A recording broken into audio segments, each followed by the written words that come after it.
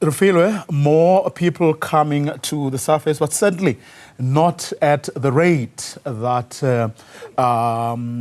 authorities would actually allow. Indeed, Vuyo, more people that are coming to the surface, like you rightfully indicated there.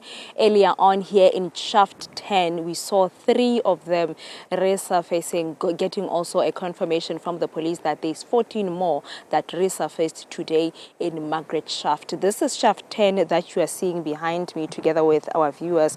What we are understanding is that as the standoff continues between law enforcement officials and the suspected illegal miners, they started hearing people whistling.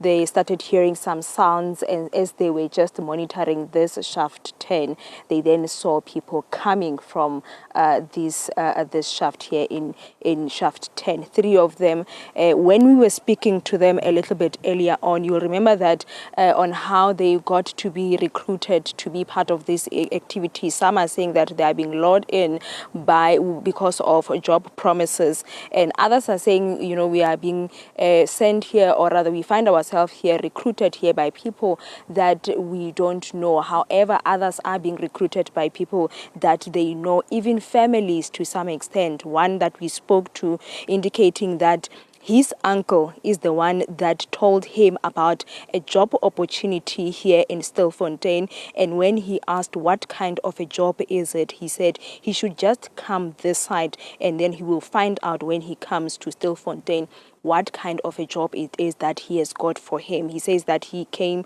from Davidton, and when he arrived in Klerksdorp in Stilfontein, he told the uncle that he has arrived. He then said to him that they will only leave later. He asked what kind of a job, because the job is going to start at night, and then he started asking what kind of a job is it that starts at night. And when they then eventually came at night, then he then at that moment realized that they are coming into a hole. And when he told the uncle that he doesn't have any experience of, mining, the uncle said that there is no, there's no turning back. When you are here to work, and then, essentially being forced to go in underground. There's also those that are speaking about the number of people that are still underground, Vuyo. Some indicating that, about 385, almost 500, 600 people that are still underground. They have been counting them. In fact, there are even those that they are calling their bosses underground that are managing the tuck shops, the food that has been sent, that they say that they have not had any proper meal or solid foods in about, a month, 2 months, only surviving on things like mageu, having to mix water, vinegar, tartaric. Those are the things that they were speaking about, Colgate or toothpaste, I should say. And those are the things that they have been eating while they were underground, sustaining them. They were also talking about those that are underground are still weak and unable to come to the surface. One of them also indicated about, they once took out a dead body, Vuyo, and that body that was, taken out from other shaft. They were also indicating about another body that they say that it is still underground. And they were also talking about, they know that there is an operation that is going on the surface with law enforcement officials. They also know that there is a crane that is expected to be sent for those that are underground to come to the surface. But they say that their bosses, they don't think that they will get into that crane to come to the surface. In fact, police must also continue to monitor other shafts, because they are making plans to come out from those, from those other shafts, Vuyo.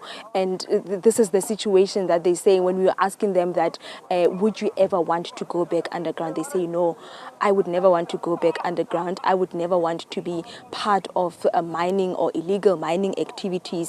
One that we spoke to is a 16-year-old who says that I used to just sell vegetables and food, or rather and fruits. Before my uncle told me about this job opportunity, I was selling while I was a street vendor in Davidton, and then I came here. my mother doesn't know where I am.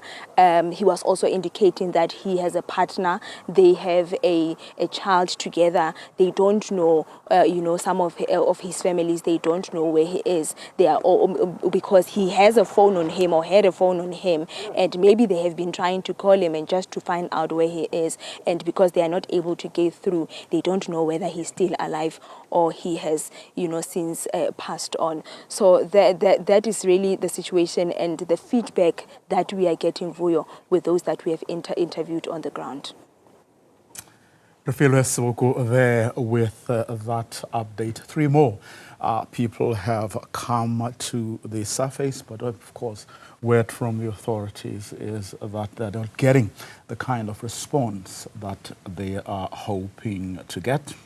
A primary reason, of course, being that fact that whoever comes out is going to be arrested, and the police have made that clear that they are not going to hold back. They are going to arrest people who come out for a whole variety of reasons, from mining illegally to being in the country illegally, and a whole host of other offenses that the authorities reckon many of those people underground are actually guilty of.